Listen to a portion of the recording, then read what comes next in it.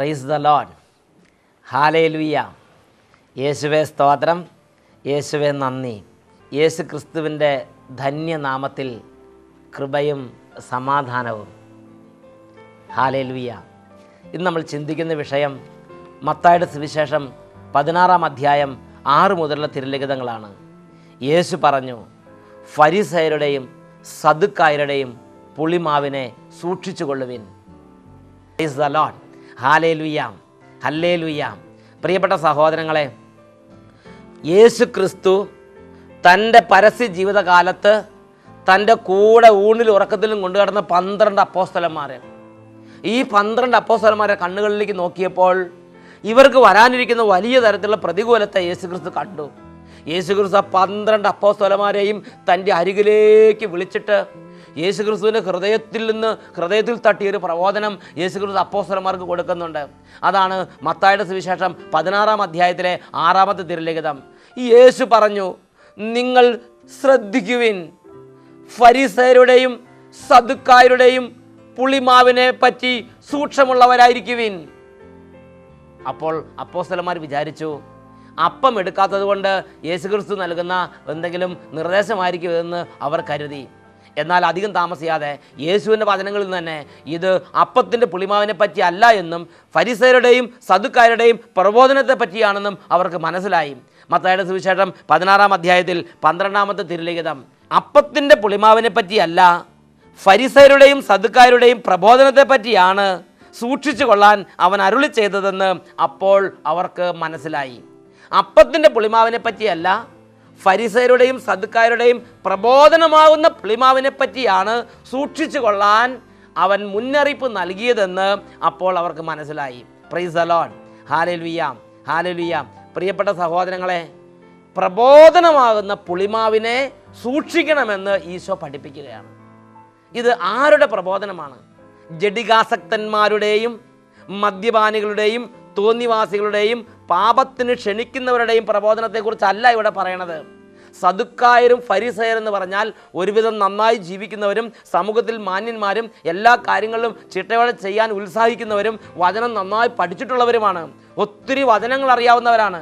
അങ്ങനെ വചനം കൊണ്ട് നിറഞ്ഞവരും സമൂഹത്തിൽ മാന്യന്മാരും എല്ലാവർക്കും സ്വീകാര്യന്മാരുമായ ഇവരുടെ പ്രബോധനത്തെ സൂക്ഷിച്ചു കൊള്ളുക എന്ന് യേശുക്രിസ്തു അപ്പോസ്തലന്മാർക്ക് മുന്നറിയിപ്പ് നൽകി.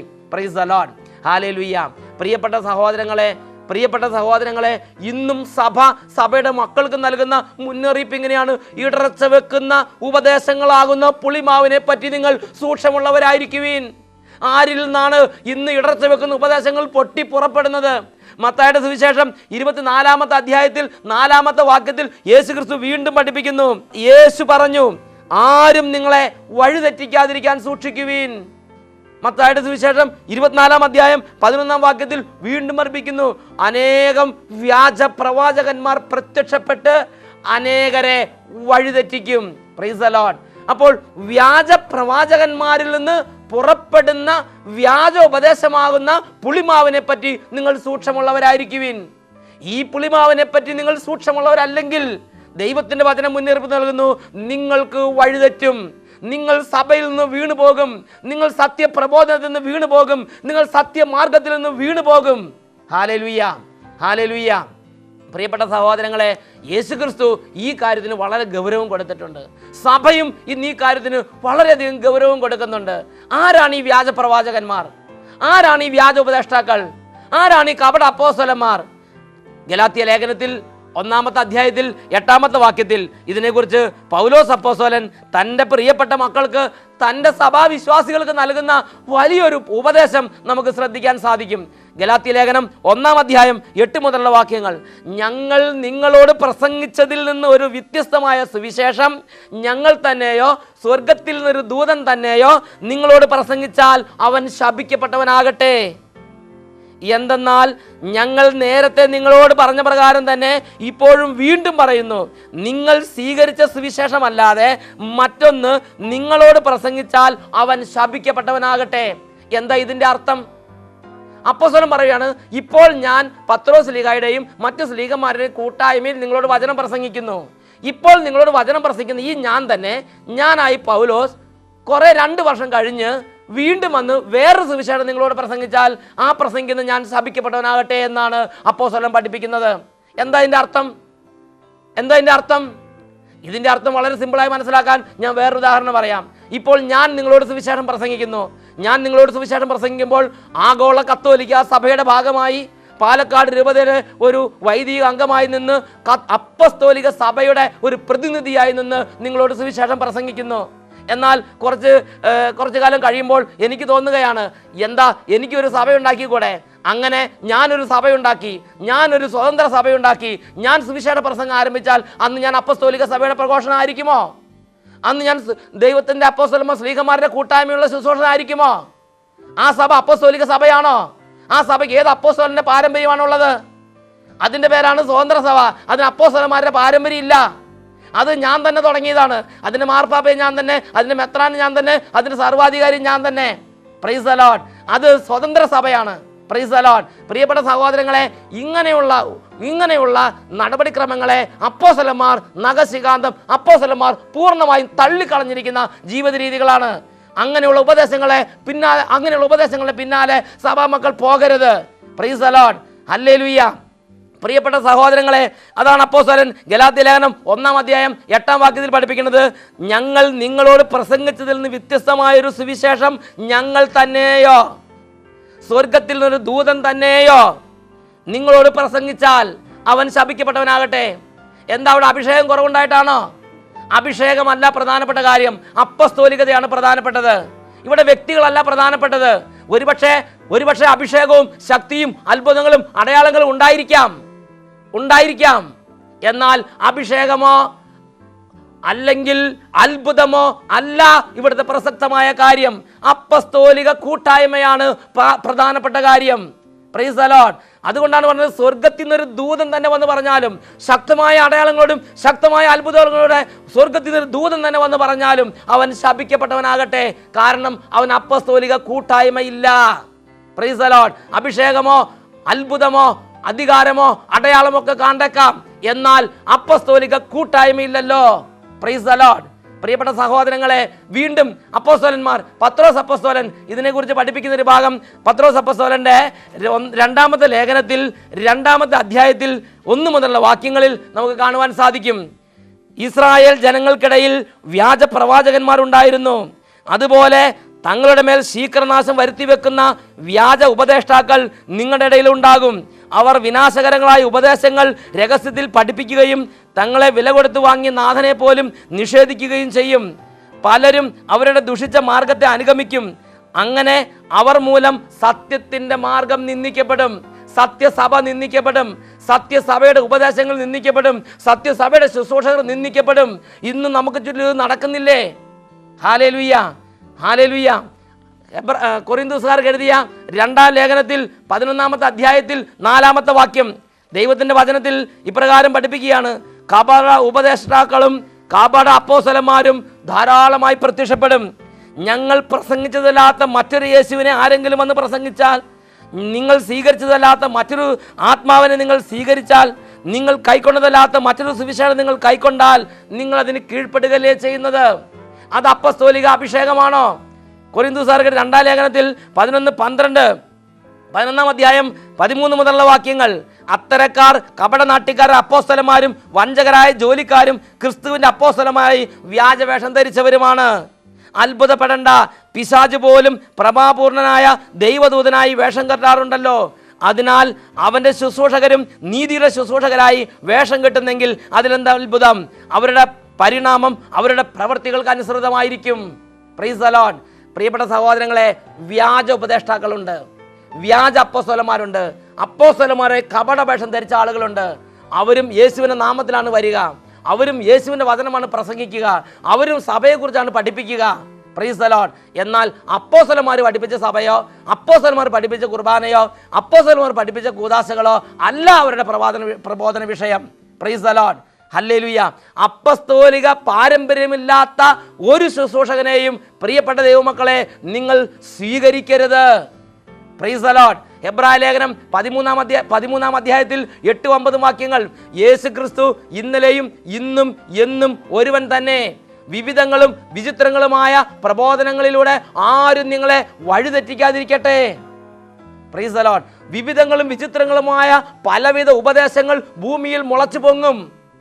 Price the lord. എന്നാൽ ഓരോ തരത്തിലുള്ള പുതിയ ഉപദേശങ്ങളും ഓരോ തരത്തിലുള്ള പുതിയ പ്രബോധനങ്ങളും ഓരോ തരത്തിലുള്ള പുതിയ പുതിയ രീതികളും കാഴ്ചകളും കാണുമ്പോൾ നിങ്ങൾ കണ്ണു മയങ്ങി മനസ്സ് മയങ്ങി അങ്ങോട്ടും ഇങ്ങോട്ടും ഓടരുത്. അപ്പസ്തോലിക സഭയുടെ പ്രബോധനത്തെ ശ്രദ്ധിക്കുക. അതുതന്നെയല്ലേ യേശു ക്രിസ്തു പഠിപ്പിച്ചത്. യോഹന്നാന്റെ സുവിശേഷത്തിൽ 10-ാം അധ്യായത്തിൽ 1-ാമത്തെ തിരുലിഖിതം, സത്യം സത്യമായി ഞാൻ നിങ്ങളോട് പറയുന്നു, ആട്ടിൻ തൊഴുത്തിലേക്ക് വാതിലിലൂടെ അല്ലാതെ മറ്റു വഴിക്ക് കടക്കുന്നവൻ കള്ളനും കവർച്ചക്കാരനുമാണ്. എന്താണ് വാതിൽ? ഈ ആട്ടിൻ തൊഴുത്തിലേക്ക് വാതിലിലൂടെ അല്ലാതെ മറ്റു വഴിക്ക് വരുന്നവൻ കള്ളനും കവർച്ച. ശരിയായ വഴിയിലൂടെ വരുന്ന ശുശ്രൂഷകനെയാണ് കുടുംബത്തിൽ നിങ്ങൾ സ്വീകരിക്കേണ്ടത്. ഇടവകയിൽ നിന്ന് കിട്ടുന്ന പ്രബോധനത്തെയാണ് നിങ്ങൾ സ്വീകരിക്കേണ്ടത്. ഇടവക വികാരിയച്ഛൻ അനുവദിക്കാത്ത ഒരു ശുശ്രൂഷകനെ നിങ്ങളുടെ വീട്ടിൽ പ്രാർത്ഥിക്കാൻ നിങ്ങൾ സമ്മതിക്കരുത്. ഇടവക വികാരിച്ച് അംഗീകരിക്കാത്ത, സഭ അംഗീകരിക്കാത്ത, അപ്പസ്തോലിക സഭ അംഗീകരിക്കാത്ത ഒരു ശുശ്രൂഷകന്റെ, ഒരു വചന ശുശ്രൂഷകന്റെ പ്രബോധനത്തെ നിങ്ങൾ കേൾക്കരുത്. അങ്ങനെയുള്ള കൂട്ടായ്മയിൽ പോകരുത്. അങ്ങനെയുള്ള പ്രഭാഷണങ്ങളും പ്രബോധനങ്ങളും നിങ്ങളുടെ കാതുകളിൽ സ്വീകരിക്കാൻ നിങ്ങൾ മെനക്കെടരുത്. അനേകരുടെ ഹൃദയങ്ങൾ ഇങ്ങനെയുള്ള പ്രബോധനങ്ങൾ കേട്ട് കലങ്ങിയിട്ടുണ്ട്. Praise the lord. ഹല്ലേലൂയ. പ്രിയപ്പെട്ട സഹോദരങ്ങളെ, നിങ്ങളുടെ ഭവനത്തിലേക്ക് ഇങ്ങനെ അപ്പസ്തോലിക സഭ അംഗീകരിക്കാത്ത വിവിധ തരത്തിലുള്ള വിചിത്രങ്ങളും വിവിധങ്ങളുമായ പ്രബോധനങ്ങൾ നൽകുന്ന ആരെങ്കിലും നിങ്ങളുടെ ഭവനത്തിൽ വന്ന് പ്രാർത്ഥിക്കട്ടെ എന്ന് ചോദിച്ചാൽ നിങ്ങൾ പ്രാർത്ഥിക്കാൻ സമ്മതിക്കരുത് എന്നാണ് അപ്പോസ്തലന്മാർ പഠിപ്പിക്കുന്നത്. യോഹന്നാന്റെ 2-ാം ലേഖനത്തിൽ 10-11 വാക്യങ്ങൾ, പ്രസ്തുത പ്രബോധനവുമായിട്ടല്ലാതെ ആരെങ്കിലും നിങ്ങളെ സമീപിച്ചാൽ അവനെ നിങ്ങൾ വീട്ടിൽ സ്വീകരിക്കുകയോ അഭിവാദനം ചെയ്യുകയോ അരുത്.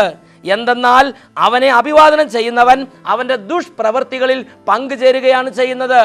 അവനെ വീട്ടിലിരുത്തി പ്രാർത്ഥിക്കുമ്പോൾ അവൻ്റെ ദുഷ്കർമ്മങ്ങളിൽ നിങ്ങൾ പങ്കുചേരുന്നു. ആ കൂട്ടായ്മയിൽ പോയി പ്രാർത്ഥിക്കുമ്പോൾ ദുഷ്കർമ്മങ്ങളിൽ നിങ്ങൾ പങ്കുചേരുന്നു. പ്രിയപ്പെട്ട സഹോദരങ്ങളെ, അങ്ങനെയുള്ള പ്രഭാഷണങ്ങൾ കേൾക്കുകയോ അങ്ങനെയുള്ള കൂട്ടായ്മകളിൽ പോയി പ്രാർത്ഥിക്കുകയോ അങ്ങനെയുള്ളവരെ വീട്ടിൽ വിളിച്ച് പ്രാർത്ഥിക്കുകയോ ചെയ്യരുത് എന്ന് അപ്പോസ്തലന്മാർ നിരോധിക്കുന്നു. അങ്ങനെ ചെയ്യുമ്പോൾ നിങ്ങൾ അവരുടെ ദുഷ്കൃത്യങ്ങളിൽ പങ്കുചേരുകയാണ് ചെയ്യുന്നത്. ഒരു വ്യക്തി എന്നോട് ചോദിച്ചു, യേശുവിൻ്റെ നാമത്തിൽ വീട്ടിലേക്ക് വന്ന് പ്രാർത്ഥിക്കട്ടെന്ന് ചോദിക്കുമ്പോൾ വേണ്ട എന്ന് പറഞ്ഞാൽ അത് ശാപമാവുകയില്ലേ? ഒരിക്കലുമില്ല.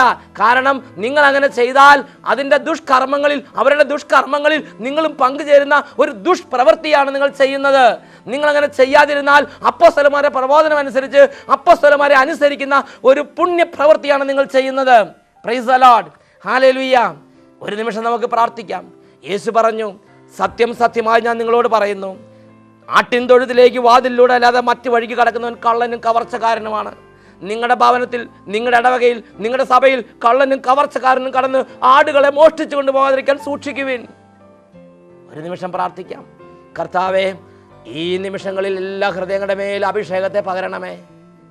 സത്യത്തിൻ്റെ വചനം ഉചിതമായി കൈകാര്യം ചെയ്ത് അഭിമാനിക്കാൻ അർഹതയുള്ള വേലക്കാരനായി ദൈവത്തിരുമുമ്പിൽ പ്രത്യക്ഷപ്പെടാൻ വേണ്ടി ഉത്സാഹപൂർവ്വം പരിശ്രമിക്കുന്ന സത്യസഭയിലെ ശുശ്രൂഷകരെ തിരിച്ചറിയാനും വ്യാജ ഉപദേഷ്ടാക്കളെയും കപട അപ്പോസ്തലന്മാരെയും യേശുവിൻ്റെ നാമത്തിൽ വന്ന് യേശുവിൻ്റെ വചനങ്ങൾ പറഞ്ഞ് യേശുവിൻ്റെ സഭയിലെ ദൈവമക്കളെ അടർത്തിക്കൊണ്ടുപോകുന്ന കള്ളന്മാരെയും കൊള്ളക്കാരെയും തിരിച്ചറിയാനും എല്ലാ സഭാ മക്കൾക്കും അഭിഷേകം നൽകണമേ കർത്താവേ.